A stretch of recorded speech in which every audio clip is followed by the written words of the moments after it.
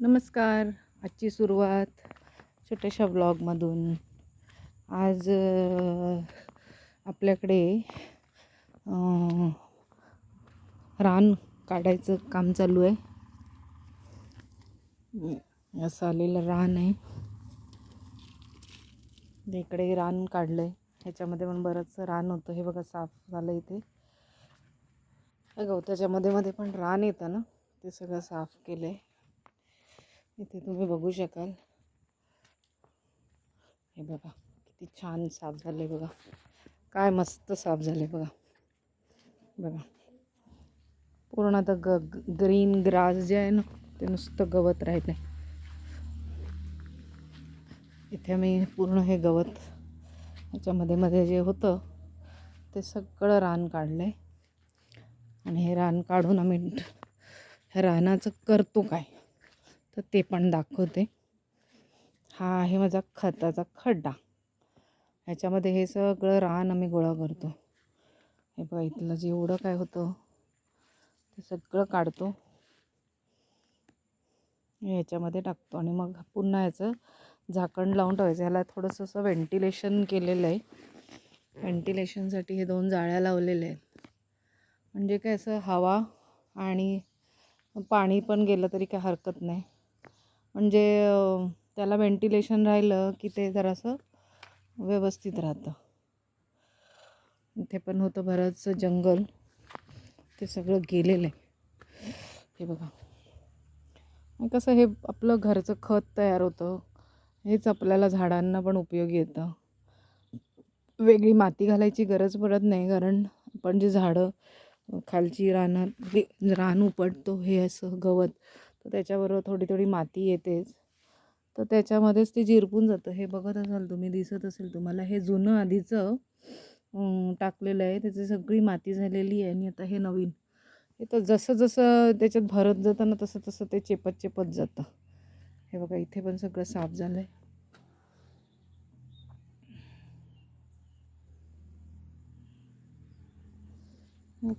पालापाचोळा असतो तो सोडतो, कारण तो पालापाचोळा मग तिथेच त्याचं खत होऊन जातं. ही एक वेल लावलेली आहे पूर्ण भिंतीला अशी चिकटून वाढण्यासाठीची. सगळं ते साफ झालं. करायला कोणाला ते पण मी तुम्हाला दाखवते. ते सगळं साफ झालंय.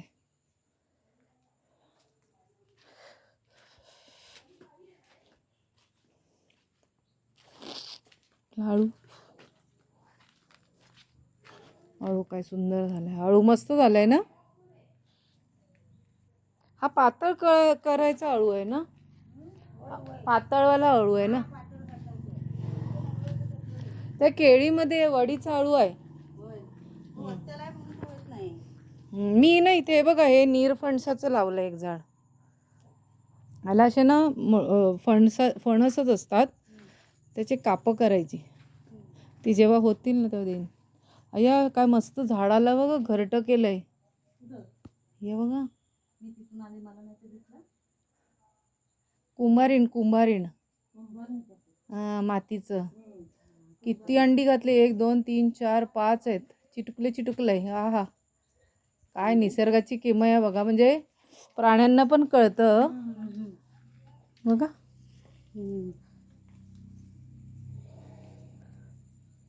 काय ना देवाने हे कुंभारीण ते हे असेल मला वाटतं, मधमाशी सारखं पण हे ते आपल्या दाराला लावतं ना.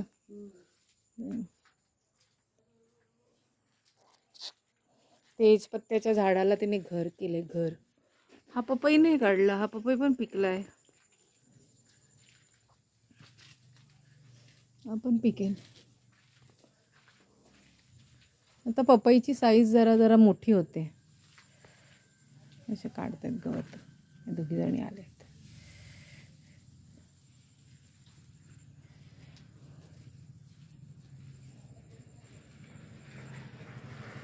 चालले जेवण आणायला.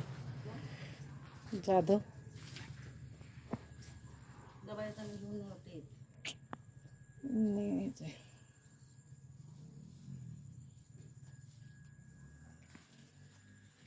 इकडे ना जास्त होतं रान. इकडे रान खूप आहे. हे इथेच हे एवढा पॅच मध्ये.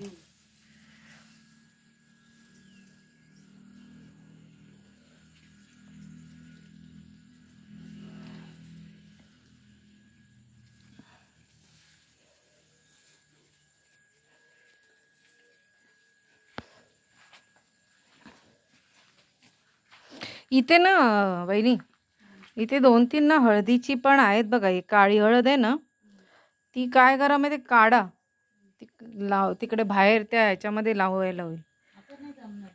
नाही राहू देत तशीच.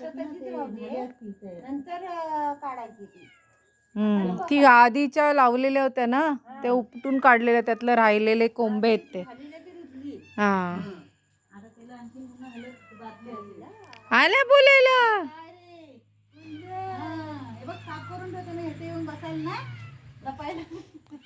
नाहीतर त्याला एक ते द्या काढून वहिनी. आपल्या चहाची पात आहे ना, हा ती एक बारीक तोडून द्या. त्याच्यासाठीच बोंबलतो येतं. हा बघा.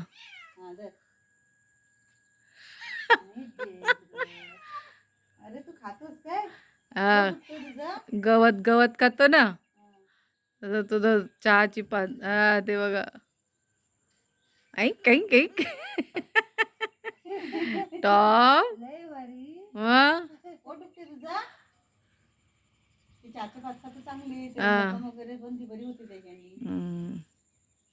त्याला ते ना स्किनचा त्रास आहे, पोटातनच आहे आता. दुसरी पण आली हिरोईन बघायला. ती म्हणाली बघा, त्याला दिलं तर मला का नाही. ती काय दुसरी.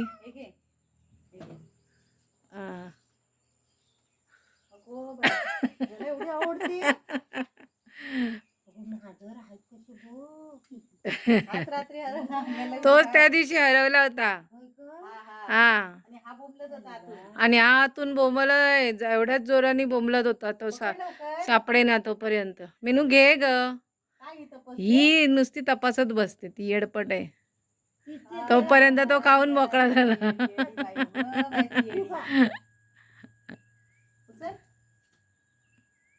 ती वास काढेपर्यंत तो लगेच त्या दुसरीला नाही, माझ्या मांजरीला, ह्या दोघांना.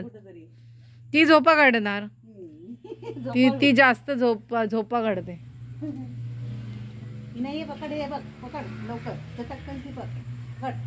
मिनू घे, मिनू.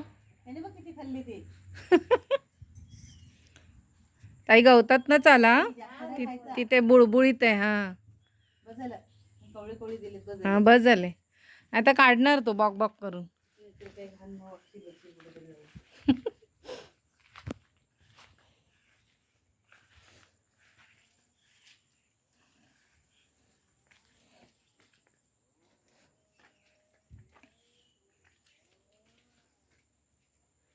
स्पायडर प्लांट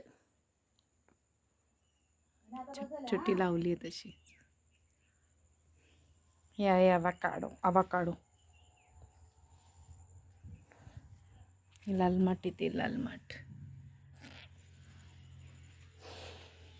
घरचाच पालेभाजी खा, चांगले राहा, सुदृढ राहा. येस सुरंगी. हे बघा किती क्लीन झालं सगळं. तिथलं झालेलं, हे बाजू पूर्ण झाली आहे. आता ही फक्त राहिली आहे, ही इकडची. आता ती जेवलं की जेवल्यानंतर ती इथली बाजू करते. Okay bye bye. आज अख्खा दिवस ह्यांच्याबरोबर जाणार, गप्पा टप्पा आणि जरा ते काम जे करतात ते बघण्यामध्ये, पाहणी करण्यामध्ये. पण मजा येते जरा. घरी कोण आलं तर थोडंसं कामामध्ये त्यांच्याबरोबर थोडा हातभार लावायचा. थोडंसं मी पण मग मदत करते, गवत वगैरे रान काढायला. एकटं करता करता कंटाळा येतो, तर मग जरा असं जोडीला कोण आलं तर त्यांच्यावर थोडं बोलता बोलता होऊन जातं असं. त्या पण छान अगदी फटाफट काढतात. त्या सकाळी 9 वाजता आल्या, आता त्या 5-6 वाजता जातील. तोपर्यंत ते पूर्ण कंपाऊंड, घराचं जे काय आवारातलं कंपाऊंड आहे ते पूर्ण ते साफ करतील. हाफ इन द सेन्स जेवढं गवत आहे, कारण गवत काय आहे ना, जसं जसं तुम्ही काढत राहाल ना मग ते यायचं कमी होतं. तर ते नेहमी थोडं थोडं काढावं लागतं, कारण पावसाळ्यात आणि काही जनावरं जाऊन वगैरे बसणार नाही अशा उद्देशाने ते सगळं गवत आम्हाला काढावं लागतं. पण मग ते गवत आम्ही असं फेकून नाही देत. ते गवत सगळं आम्ही तिथे खताचा खड्डा जो बनवलेला आहे त्याच्यामध्ये सगळा स्टोअर करतो. आणि तसं आता ज्या वेळेला पुरण भरण्याची वेळ येईल, झाडांना जेव्हा खतं घालण्याची वेळ येईल, तेव्हा तेच जरा ढवळून त्याच्यामध्ये थोडं खत ॲड करून आम्ही गांडूळ खत ॲड करून मग त्याचं मिक्सचर करून मग ते झाडांना आम्ही देणार, पुरण भरणार. म्हणजे त्याला पुरण भरणं म्हणतात. झाडांच्या वाट्याने गोल रिंगण करायचं खड्डा मारून आणि मग त्याच्यामध्ये ते खत घालायचं आणि परत ते भरून टाकायचं. तर अशा उद्देशासाठी तो खताचा खड्डा एक मी माझ्या कंपाऊंडच्याच आतमध्ये केलेला आहे, की ते वेस्टेज माझं सगळं बाहेर गेलं नाही पाहिजे. तसंच मी किचन वेस्ट पण त्याच्याचमध्ये साठवते. आणि जे आपले रॅपर्स असतात, पेपरचे रॅपर्स असतात किंवा बिस्किटांचे असतात ह्याचे, ते पण मी बाहेर फेकत नाही. त्याच्यासाठी मी नियोजन काय केलेलं, मागे एक माझी चूल आहे, तर मी त्या बाकीच्या, आता पावसाळ्याचे दिवस आहेत म्हणून त्या बाकीच्या दिवशी मी त्या चुलीत ते सगळं पेटवून टाकते. एक 2 ते 4 दिवसांनी माझा कचऱ्याचा डबा भरला की मी तो तिथे नेऊन पेटवून टाकते. पण आता पावसाळ्यामध्ये चूल ओली असते त्याच्यामुळे ते शक्य नाही होत, म्हणून एक पत्र्याचा डबा आणून ठेवलेला आहे पडवीत आणि मग त्याच्यामध्ये ते घालून तिथे पेटवून टाकते. म्हणजे ती राख देखील, पेपरची राख, ती देखील इथल्या मोठी जी झाडं आहेत बाहेरची, त्या सगळ्या झाडांना ती राख घालून टाकते. म्हणजे घरातला जो काही आपला ओला कचरा आहे, सुका कचरा आहे, आज दाखवण्याचा उद्देश तेच आहे की जो काही घरातला ओला आणि सुका कचरा हा रिसायकल झाला पाहिजे. तो तुम्ही इथे तिथे फेकून नाही दिला पाहिजे.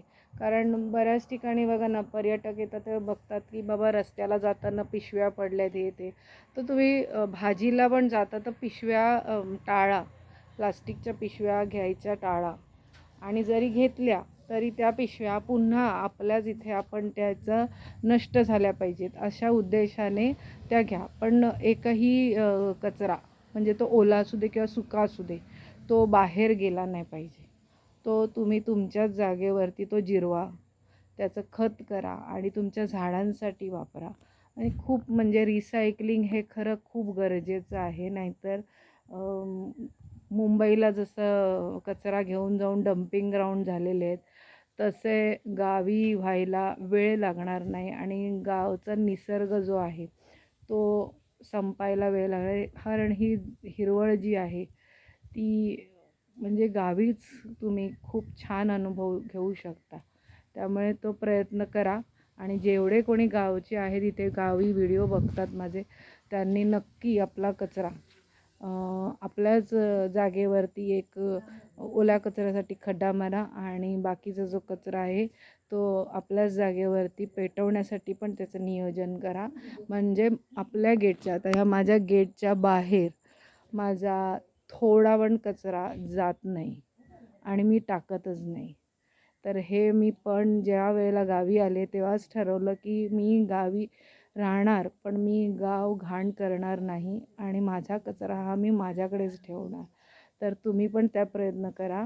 आणि नेक्स्ट व्हिडिओमध्ये अजून काही इन्फॉर्मेटिव्ह गोष्टी सांगेन की ज्या मी इथे राहून करते. मी तुम्हाला आधीच सांगितलेलं की मी इथे कसं सर्वाईव्ह करते, माझं दिनचर्या काय आहे, तर त्यासाठी मी व्हिडिओ बनवते आहे. आणि म्हणजे तुम्हालाही कळेल की आपण गावी राहून काय काय उपक्रम करू शकतो आपल्या स्वतःला समाधानासाठी आणि सगळ्यांचंच समाधान म्हणा, निसर्गालाही आवडेल. त्यामुळे आपण इथे राहू शकतो आणि निसर्गही आपल्याला कुलकुलून राहण्याची परवानगी देतो जेव्हा आपण निसर्ग खराब करत नाही, निसर्गाला म्हणजे पूर्णपणे स्वच्छ ठेवतो. त्यामुळे निसर्गही आपल्याला भरभरून साथ देतो. माझ्या इथे सुंदर फळं खायला मिळतात. फुलं तर तुम्ही पाहिलीच माझ्या आधीच्या व्हिडिओमध्ये की मी सकाळी केवढे भरून फुलं काढते. मला देवासाठी विकत आणायचीही गरज नाही आहेत फुलं. सध्या तर चाफा माझा इतका फुलतो, खूप फुलतो चाफा. मी थोडी चाफ्याची फुलं स्टोअर करून फ्रीजमध्ये ठेवते, थोडीशी घालते देवाला आणि दुसऱ्या दिवशी थोडी घालते. असं माझं चालू असतं. पण माझं जे काही देवाची पण फुलं आहेत ती पण माझी सगळी खताच्या खड्ड्यामध्ये जातात. ते सगळं रिसायकल होतं. तर त्यामुळे तुम्ही प्रयत्न करा की तुमचा कचरा तुम्ही तुमच्याच जागेवरती जिरवा आणि त्याचं खत करा आणि ते झाडांना द्या. ते झाडांसाठी खूप गरजेचं आहे. तिथे तुमच्या पैशांची बचत होते आणि तुम्ही काहीतरी केल्याचं वेगळं समाधानही मिळतं. जे मला मिळतं ते तुम्हीही मिळवा. नक्की. ओके. अच्छा. Bye bye. पुन्हा भेटूया नेक्स्ट व्हिडिओमध्ये. बाय.